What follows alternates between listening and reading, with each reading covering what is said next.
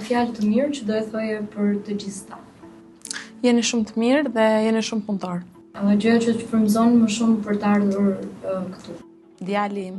Me 3 fjalë, si do e komentoje Zërin në këtë vit?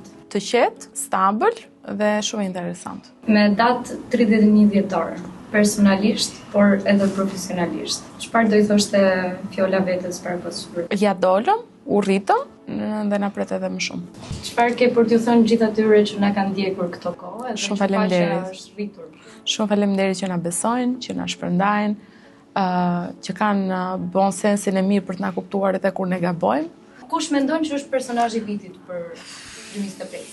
Personazhi i vitit në politikë është Endri Shabani. Dhe këtë mund ta elaboroj shumë gjatë. Arsyet pse, për mirë dhe për keq. Po, si thua, Endri Shabani është personazhi për mua i vitit.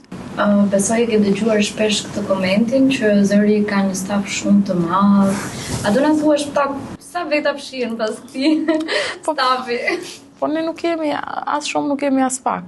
Mendoj që justifikojmë më së miri aq sa jemi për çfarë prodhojmë. Gjëja më e veçantë që do veçoje që ka bërë Zëri në këto 2 vite. Video të shpjeguese dhe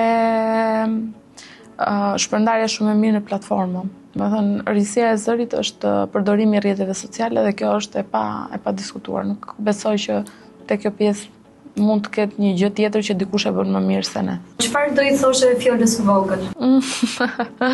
Nuk besoj shumë te këto. Është rritur, nuk do kishte nevojë për mua. A do janë përmbushur gjëra që do për shumë të gjitha. Tani mendo vetëm një sekond, sikur i ke të gjithë ndjekësit e Zërit këtu përballë te kjo kamera. Dhe thuaj diçka përveç se faleminderit. Përveç se faleminderit.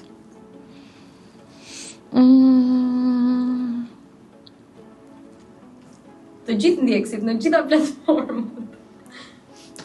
Janë shumë. Edhe duke qenë shumë, do doja t'ju thoja të jenë më aktiv që pasi lexojnë një lajm, ta mendojnë pak më gjatë çfarë kuptimi ka në jetën e tyre. Dhe si ndikohen nga ajo që ata marrin. Dhe më pas këtë ta përkthejnë në reagim. Vetëm kaq. Do na thuash një fjalë të fundit? Çfarë të duash ti? Një gjë që do ta mbyllësh. A mbyllëm?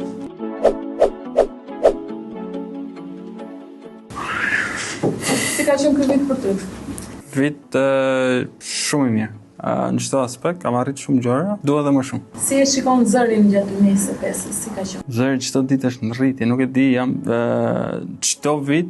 Po jo çdo vit, çdo ditë jam i manitur nga gjërat e reja që sjell. A do doje të punoje me kohë të plotë të Zërit? Përkushtimi im është gjithmonë me kohë të plotë të Zërit. Arsyeja pse e zgjedh Zërin, edhe pse ne dimë që ti merresh me shumë gjëra tjera.